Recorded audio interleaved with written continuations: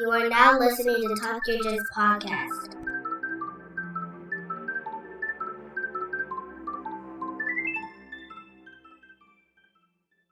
Hello and welcome to the Talk Your Jits podcast. This podcast is, as the name implies, all about jiu-jitsu. I'm your host, Lamar Smith, and today's guest is a blue belt who trains at Los Angeles Jiu-Jitsu and Logic BJJ, located in Pasadena, California. Ladies and gentlemen, Seamus Sullivan. Hey, thanks for having me here. Super excited to get to chatting. Man, like I said, the pleasure is all mine, man, to have you on the show and bless us with your knowledge and tales, man. So how's everything going so far? Oh man, everything's going so far so well. Just got kind of done with the holidays and just kind of coming off of, a lot of work and just kind of enjoying the downtime before the up spike in the new year.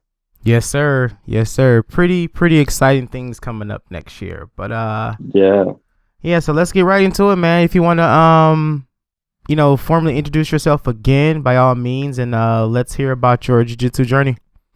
Yeah, sure. My name is Seamus Sullivan. My jiu-jitsu journey actually started back when I started wrestling, back when I was like in middle school. So I've wrestled since middle school, high school. Then I went into wrestling into college, which is like club collegiate. But the cool thing about club collegiate is you get to go to D1 and get to invited into different type of programs. So kind of wrestled there at Cal State University Northridge. It was great. Graduated, stopped wrestling. The best transition was probably go right into jiu-jitsu. So went right into jiu-jitsu in 2018, and it's been about 4 to 5 years of on and off jiu-jitsu just because of the lockdown, right? We had compromised people in the household, so I didn't roll for almost 2 years. And then when I came back to rolling, I sustained an injury. I just kind of I sustained an injury, so I was like, I'm just gonna be on and off because I've already gotten so many injuries from wrestling and doing all that kind of stuff that I was like, all right, it's all right to kind of. So I've been on and off for about the last 4 or 5 years, but I've been consistently getting back into it and plan to do so more in 2023. So yeah, it's been a tumultuous journey since I'd say 2009, almost. It's been a while since I've been in the whole grappling world. Okay. So would you got any plans on competing, or what you got in mind for next year so far? You're like the first person I asked this, by the way. I didn't get the chance to. I didn't think to ask my other guest this, but yeah. Competing? Yeah. Competing? No, well, about what they have plans for next year. So. Oh yeah, for plans for next year. Next year, honestly, just to get back to being consistent. To be honest with you, Lamar. Just because of COVID, the injury, and just kind of everything. And like this year, 2022 was more of a big career development year for me, right? So I had a business launch, do all this stuff. So I kind of was like, man, I just got to get back to being consistent. And with competing, I grew up competing in wrestling from 2009 all the way to 2018. So it's like for me to compete, like I've already been to the tip top. I've gone to nationals, and I've done kind of that stuff. I represented like some all-star teams in high school for like California and stuff. So it's been great. And my body was destroyed. I'm telling you right now, like the field I'm in is all about all that, but I got destroyed. So for me to like think about competition, like it's kind of far out for me, just because like I've done the whole competition route, obviously in a different sport, but that mindset was probably for a different Seamus at a different time. I just want to have this as a hobby. I don't want to be. I'll just be honest with you, Lamar. Like the thing about me was I was super obsessed with wrestling, that I had such an unhealthy relationship with the sport, with my body, that this time around I'd like to just be doing jiu-jitsu as like, hey, it's a good hobby, have a healthier relationship with it, and don't get thrown into the deep end with your body's health. Gotcha. But I'm like complete opposite when it comes to that. So like I signed up for Grappling Industries in 2 weeks. So nice. It'll be my second tournament, but my first tournament as a brown belt. Oh, congrats on the brown belt. You just got that recently, right? Yeah, back in October. And Congrats. like I've been going so hard like these since I got my brown belt, man. I just been gym training, gym training, back and forth, man. And it's like I've never felt so like spent and tired and like as long as I can remember, but I still get up and do it every single day. Yeah, that's why I'm in the field I'm in. So like a little bit about me for the listeners, like I'm in the field of longevity. I work for a company called Synergenics. I got my degree in exercise science. I wanted to do physical therapy because I had so many injuries from wrestling, jiu-jitsu and all that stuff. That like I was like, why does this keep happening? Like why am I always injured? But you know what it is it's what I learned from it was because I would do wrestling, but I would train like a maniac with my lifting as well. And I did like CrossFit, different types of strength and conditioning. And you kind of realize like when you go to school for this stuff, like kinesiology, exercise science, like you realize like you can't, to train really well, you have to recover really well. You know what I'm saying? Yeah. And that's where I learned how to become actually a better strength and conditioning coach. I was a personal trainer for many years. I actually trained some combat athletes as well. In my time, I was working online for I don't know if you know Phil DeRue. He's Dustin Poirier, Joanna Jacek's, and RDJ's like strength and conditioning coach. Okay. I was managing some of their online stuff for online coaching. Had like a Bellator athlete or two. Had a few jiu-jitsu champs and some wrestling and Muay Thai folks. And it was like, you have to realize like strength and conditioning, recovery, it has to be very smart because I'm just like you, Lamar. Like I could just be like you where it's like, all I do is train and think jiu-jitsu. And it's like, oh man. So that's kind of like why like I have to draw back a little bit, because I've seen the repercussions on my body. I'm like, I don't want to go through that again.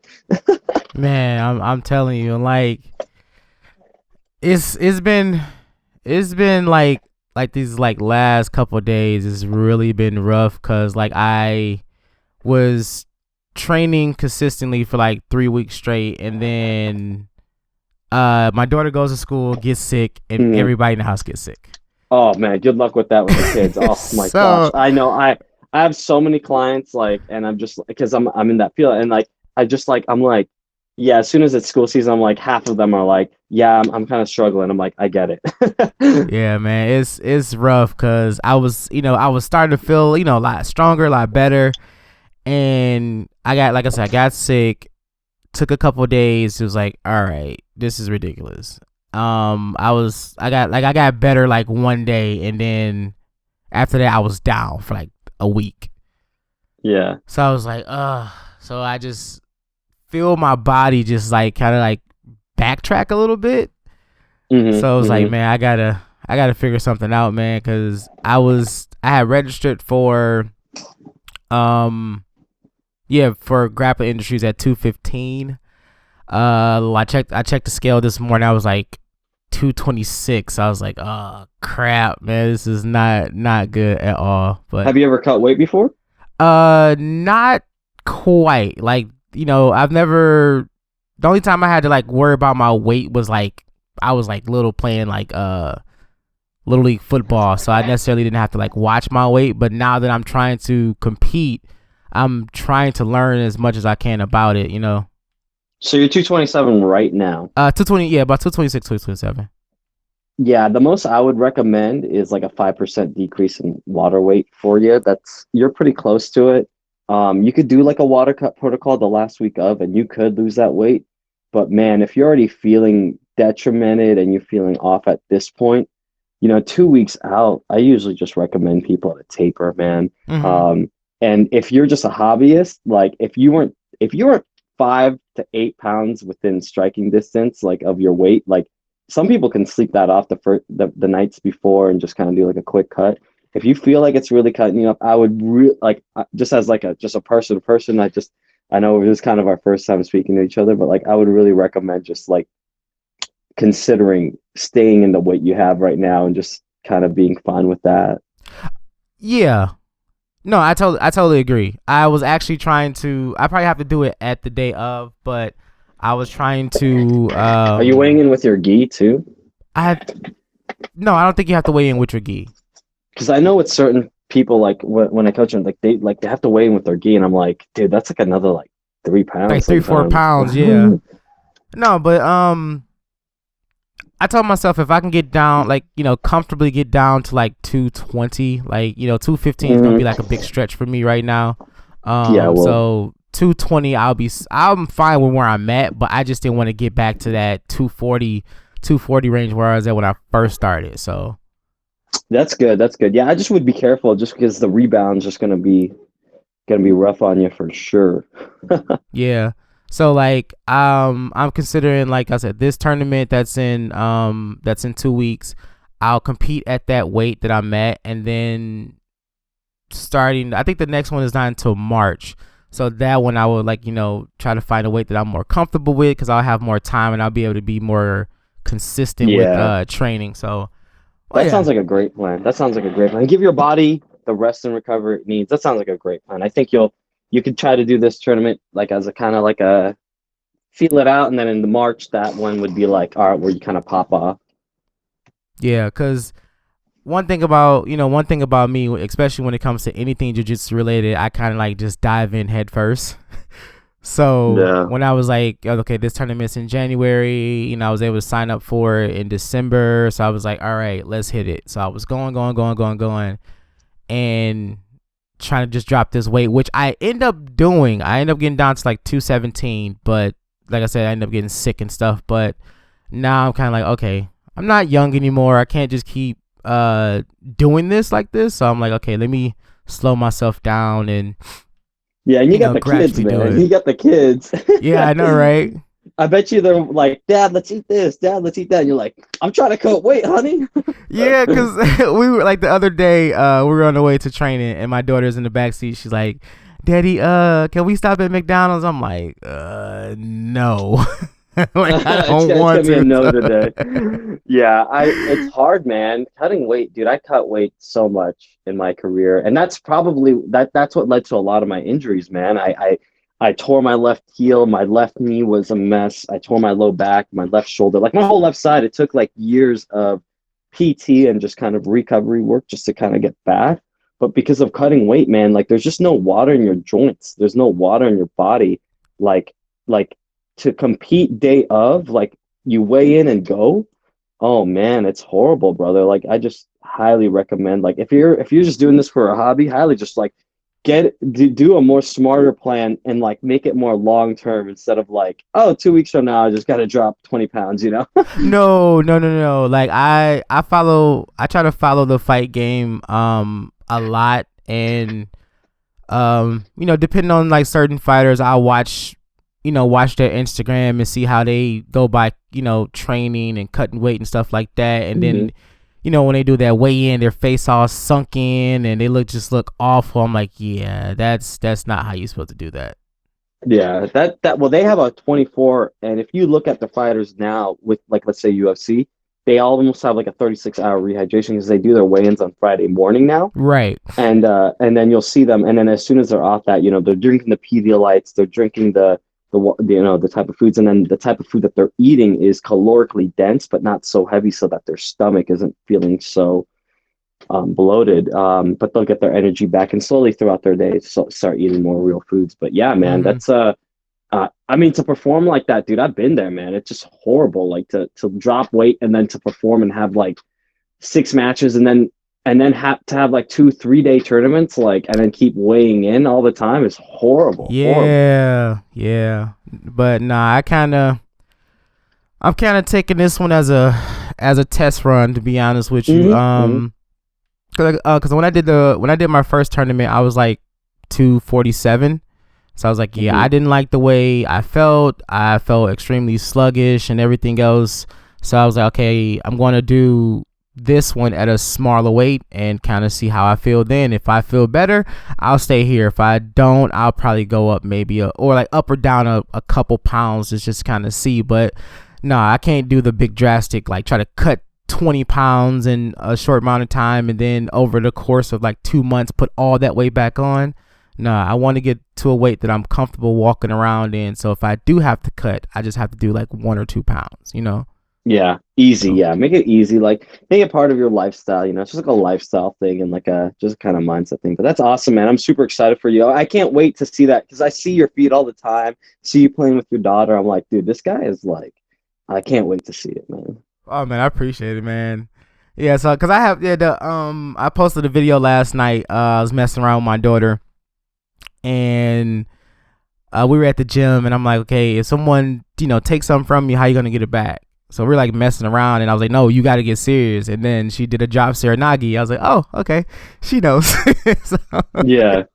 but yeah, man, I in all, man, I do it for them, man. I got 2 lovely daughters of, I want to say 5, but 7 and 2, and they're just my everything. And with my older daughter training and watching me, I'm like, yeah, man, I gotta show her that this is can be something amazing. So Awesome, man. I'm so glad to hear it, dude. It's good to be an impact. I don't have kids yet, but like one of the big things I always tell my girl, I tell her I'm like, yeah, they're going straight into like a martial art. They're gonna do all the sports they want, but like martial arts has to be like a discipline that they use, especially if it's a daughter. Like, come on, 100%. oh yeah, and she's been to my first tournament.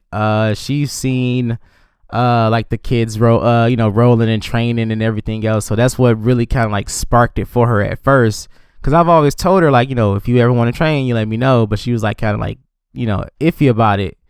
But when we went to it was tap cancer out tournament, and they had the kids division first, and she's like, oh look, they do what you do, daddy. I'm like, yeah, they do jujitsu. And she's like, well, I want to do jujitsu now. I'm like, all right.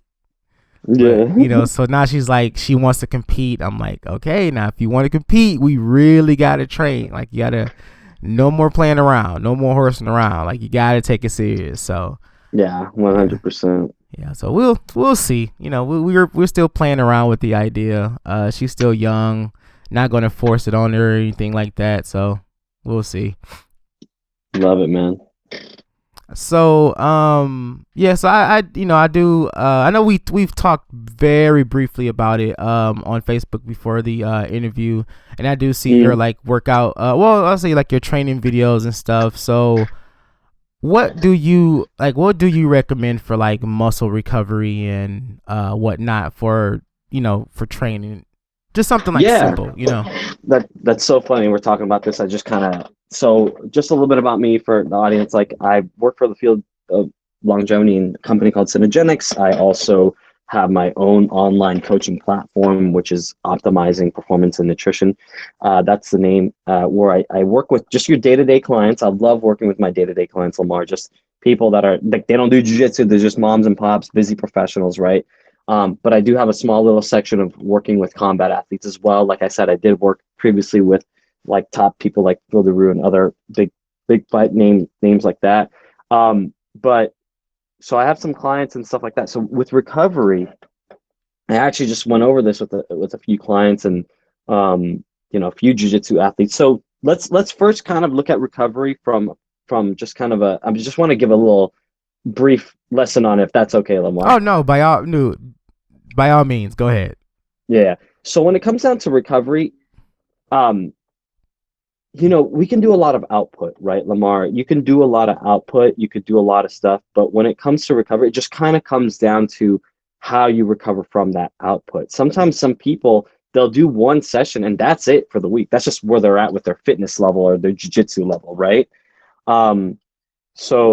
And then some person can do 7 days a week and they keep doing 7 days a week and they just know how to recover from the day-to-day because they have a concept called auto-regulation. They just tune it up or tune it down depending on the day. Hey, maybe today's a technique day.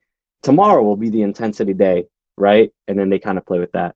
So recovery is kind of happening at all times, but like just to make it practical, just like my maybe like top 3 to top 5 recovery protocols are: one, you really got to make sure you lock in your sleep. I think a lot of people just kind of undervalue sleep, not just in jiu-jitsu world, but just in my normal day-to-day clients. Like, I got clients that are just like, oh, I got to take care of the kids. which you do. They got to do the chores at the house. They got to do all these things. They got to work. And I saw this a lot during COVID was clients didn't have a transition time where they when they were working from home to when time was off. So they were like sometimes working well into the night with their work because they didn't go from the office back to home, and home meant, hey, relax time. They were just working 24/7. So one of the things I always tell people is I coach them on sleep habits. And there's a lot with sleep, but I would just definitely say to keep it simple, like have a sleep time and a wake up time, right? Try to sleep in a cold, dark room. Try to have a great environment. Try to make sure you're not on, too much light beforehand, limiting the work and stress you had before. And there's so much into sleep. I can, if I got another degree other than exercise science, it probably would have been on sleep because I can go on about this all day, but I would definitely say protect your sleep because that right there will be like, it's like a cheat code. If you can sleep more, and everyone else isn't sleeping, you're recovering much better. So lock in the sleep. Okay. Second type of recovery. I know this is going to sound weird, but because we're dealing with jiu-jitsu athletes and just kind of athletes overall, most people forget nutrition is actually a recovery module. Okay. So I tell clients all the time, I tell people all the time, I'm like, don't underfeed because like maybe you're trying to lose weight. I know you're trying to lose weight right now, so this might pertain to you, but like don't underfeed because you're trying to lose weight. Yes, you need to lose weight, you need to cut, but that's primarily going to be a water cut. Don't deplete yourself so much that you're getting hurt, you're having like, emotional like outrages, like you're just losing it. In the short term, it's fine just because you got to cut weight, Lamar. But in the long term, like most people forget, like, hey, remember, jiu-jitsu is a highly intense thing. If you make it that way, or if it's just a technical thing, it's still activity. Don't forget that nutrition is a form of recovery. So eat adequately, get your good amount of macronutrients like your protein, carbs, and fats, but make sure you still get your mix of micronutrients as well. That's all I got to say about the nutrition portion. Other recovery factors, I definitely would say, is just some soft tissue work, whether that's self-myofascial release through foam rolling, mobility work, or even getting PT or physical therapy or massage work. I personally, when I was competing in jiu-jitsu and doing training, I definitely would do jiu-jitsu a few times a week. I do my strength and conditioning a few times a week, but I would get a massage once a week as well, whether that was a person that came to my house or I just went to a place. That would be a great form of it, just because it's a way to decompress and it's a way to work on some soft tissue stuff. And if you find someone good, I have someone that's really good. They do soft tissue stuff, but they also do like hard manipulations. So sometimes, you get choked out too much, your neck has a, crook in it, like a little crook. Yeah, they kind of fix that a little bit. So find someone that has some knowledge. I've been seeing a lot more physical therapists that have like a background in jiu-jitsu, so they like know what you're dealing with, right? Yeah. So those are the best. They can do the stretching for you. I'm like, dude, these guys know what I'm dealing with. They know like, oh, my neck hurts. They know my fingers hurt because people are grabbing them. They have all the protocols. So I definitely would say some of that. And then there's other protocols like contrast therapy. I just did some contrast therapy today, like sauna and ice bath, which is really good. It might not be practical for some people to like go to a place because it might, cost. It's a little costly. It's like, could be costly, or they might not be able to get like an ice bath or like a sauna in their home, or like some of them are cheap on Amazon, but it might not be practical. So find a practical way, whether that's getting an ice, just kind of like an ice and putting in some trash can and going into the hot shower. So you go hot shower, ice for a minute, hot shower for a minute, kind of going back and forth. I like that. And then lastly, sorry if I'm going on a rant here. No. I'm all in, dude. I'm like, I was like, well, I bought a personal sauna on Amazon. I caught on sale. So I hate to say this out loud, but like maybe like 2 years ago, and I just used it last night, and I was like, man, I hate myself for not using this sooner. Lamar, what is up with that, man? Dude, I procrastinate so bad, man. It's like, okay, I need to start doing muscle recovery because I'm starting to feel it, and it's just been sitting in the corner for like 2 years, man. I just cracked it open last night, and I'm so mad at myself. There you go. Mad and, at myself. So for all the people here listening, like, why is sauna so good? From the longevity side, like a few sessions per week, it helps with your cardiovascular so much, right? It really gets that drainage going on as well. A little bit of that. I hate the word detox, but it kind of does do that. Like helps with the moving your liquids and stuff. But yeah, it's great for recovery and stuff like that. Temperature regulation for the body is so good.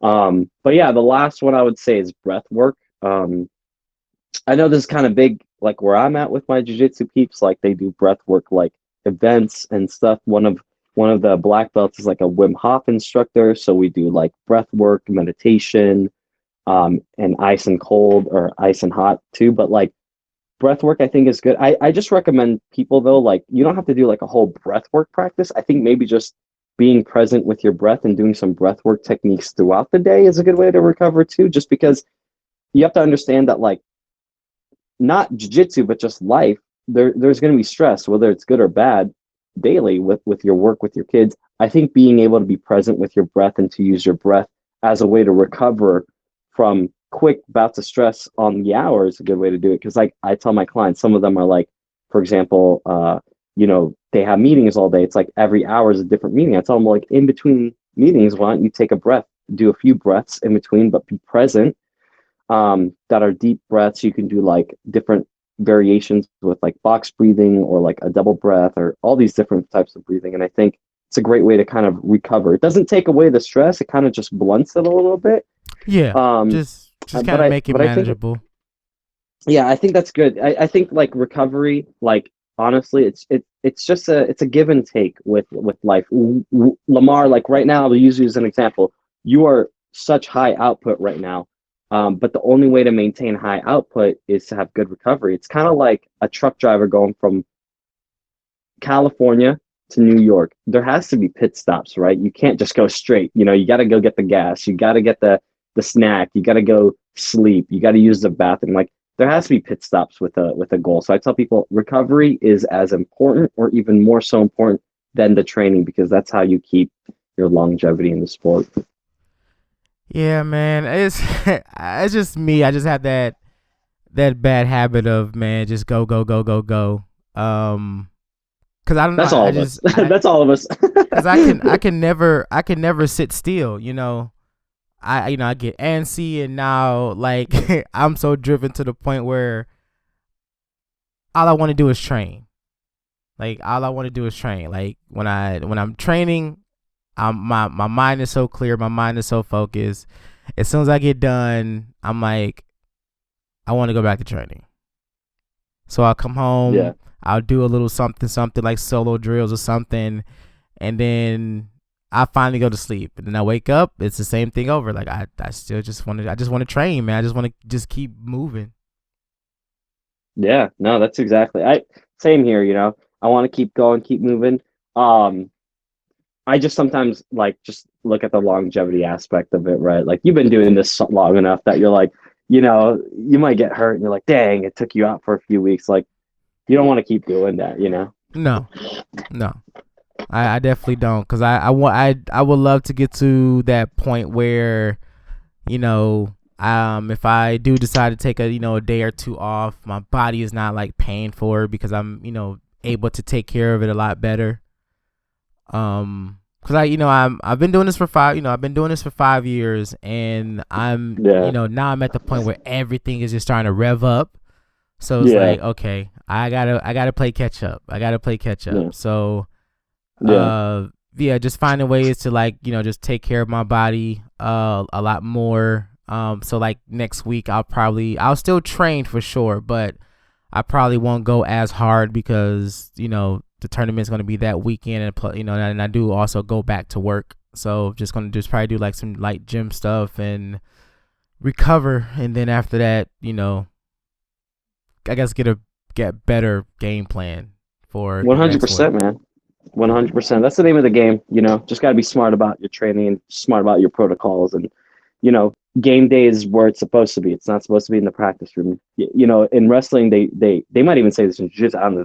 They call it like a practice room athlete, right? Or they might say this in a bunch of sports, but like, don't be a practice room athlete, right? Don't be that guy that's like freaking amazing, top dog, biggest fish in the pond kind of thing. But when tournaments roll up or game day rolls up, it's like there's there's no performance, right? You don't want to be that person. No, I don't. Cause I didn't like my last performance at my, at the tournament I did as a purple belt. So I was like, I want to do better. I need to do better because that last outing was not good. So I'm definitely going in with a different mindset for sure. And I'm still kind of like, I still want to see what happens because, this is something I'm still not necessarily used to. Only did one before that, so I'm still kind of like filling it out. But at the same time, I don't want to just go out there and just get completely squashed. Yeah, 100%. Trust your instincts, and it's a way of managing anxiety and excitement at the same time. I've seen it out there myself, and my teammates where it's like they get to game day and it's like they blow their wad on the first match. It's like, hey, you don't have to do that. You Right. got like 3 or 4 more matches, so just kind of find a way to manage that anxiety. Know that like you can rely on the technique, rely on that, and be smart about it. So I know you got this. You got it, man.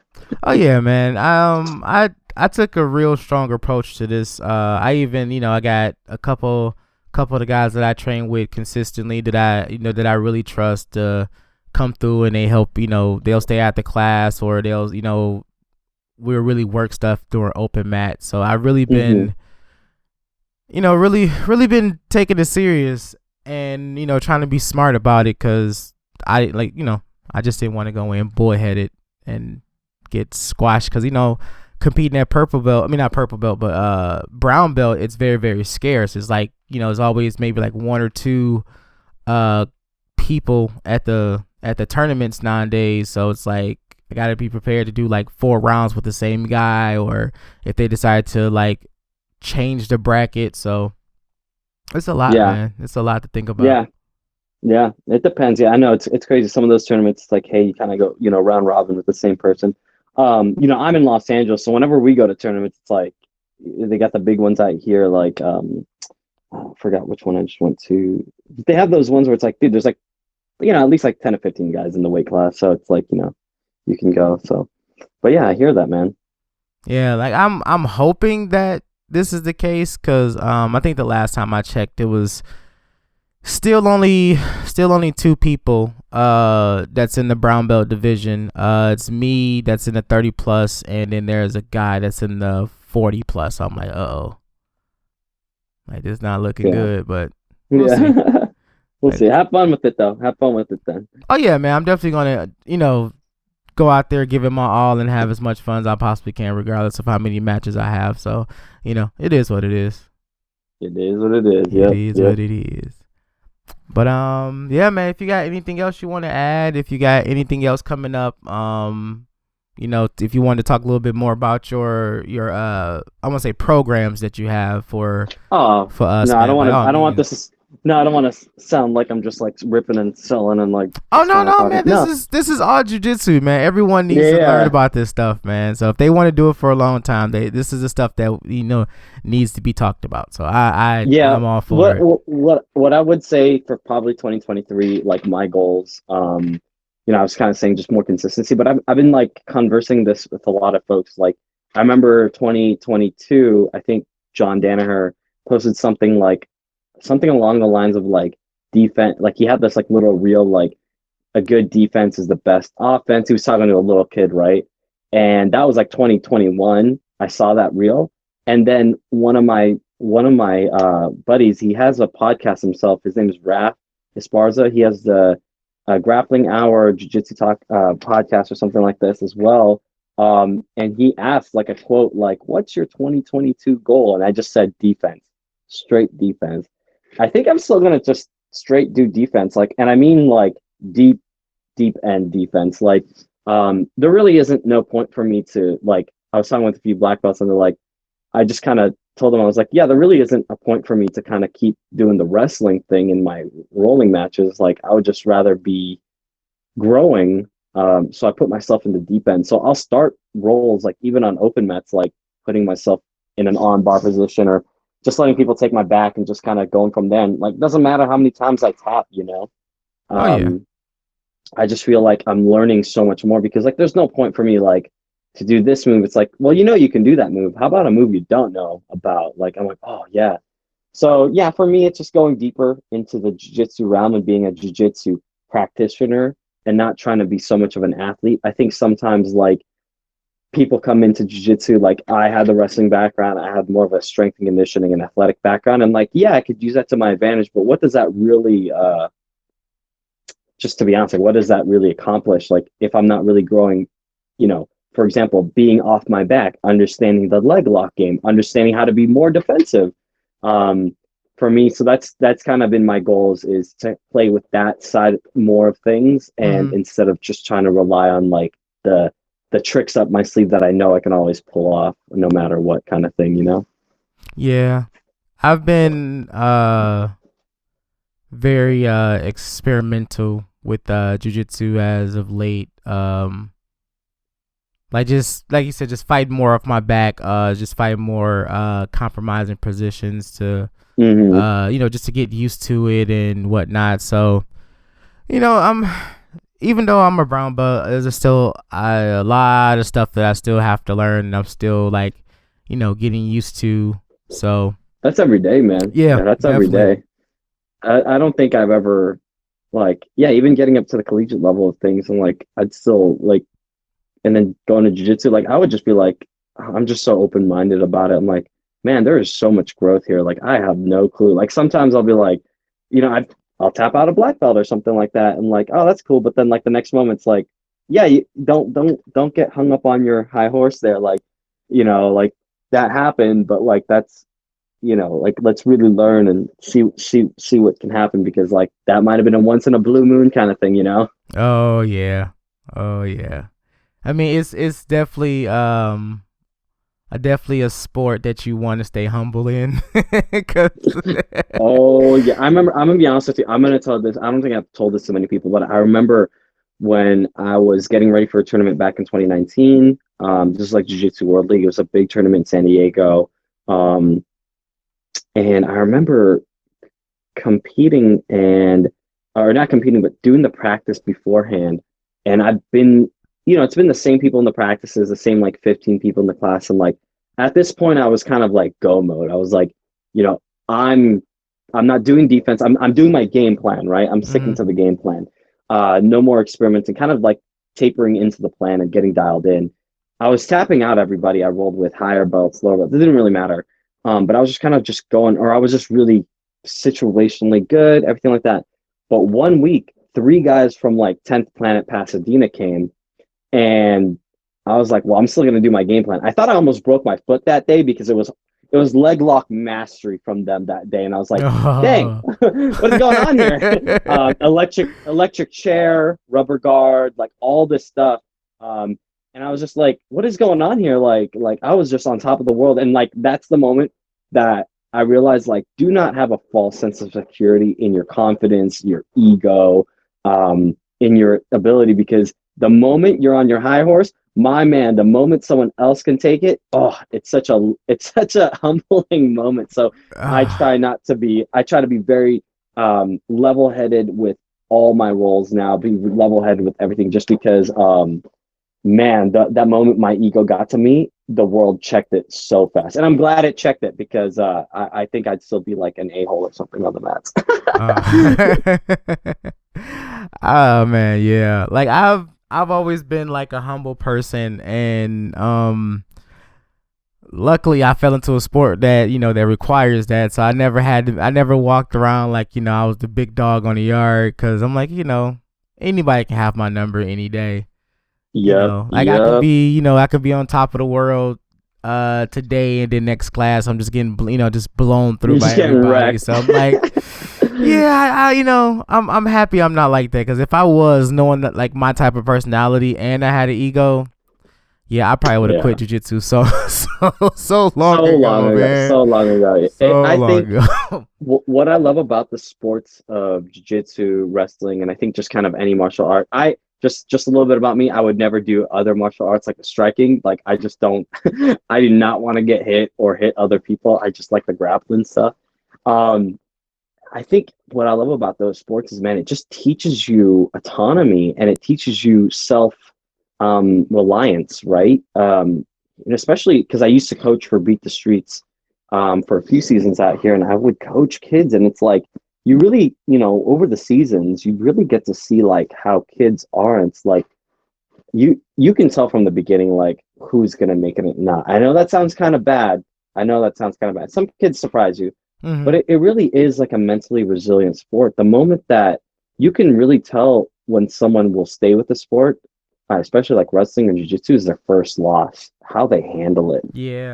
how they hold themselves up, like with your daughter, like how she's going to hold herself up, and then how that conversation is going to go. Because man, I've been on that end of that conversation, being the coach, kind of, trying to motivate the child, or kind of accepting that, hey, they had the loss, and trying to turn that mindset around, but then still losing the kid the next season or the next time, because that's just they weren't there mentally for it. It just wasn't out for them. And then for the people that did lose, but they were still there, you get to see like their progress of like, oh man, look at them, they're champions now. And not just champions in jiu-jitsu, but like I've seen these kids develop, like these kids develop to become like leaders in their school. I have, for example, there's this kid that I coached that was in the 7th grade.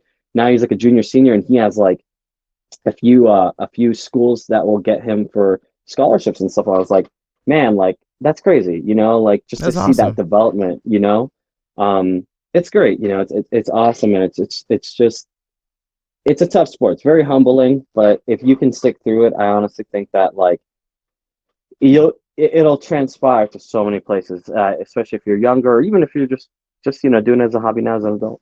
Oh yeah. And my daughter, this is like will be her this is like literally her first sport. Um so it's like, she talks about like, competing and stuff like that, but it's like, okay, I don't want to deter her from it, and I don't want to scare her to thinking that, it's dangerous and yada yada yada. But I think it's going to be a little bit harder for her because, for one, we're not a competition school, Hmm. and the only time that she would actually roll with another kid seriously would be at a tournament. Yeah. So it's like, I don't know.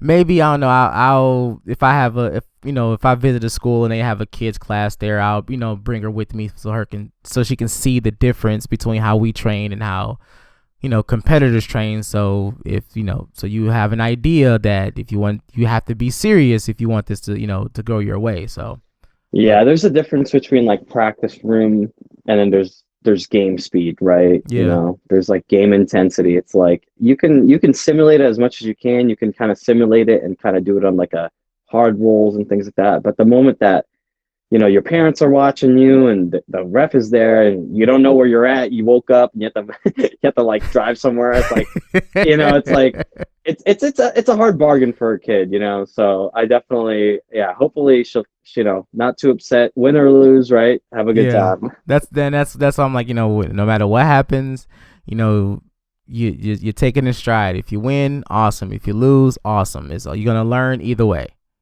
Yeah, But 100%, man. That sounds exciting, dude. I can't wait to be in your shoes one day as a dad, looking at my kids like, all right, let's go. right, like come on, like how old are you? 6 months? Yeah, I think you're ready. Come on.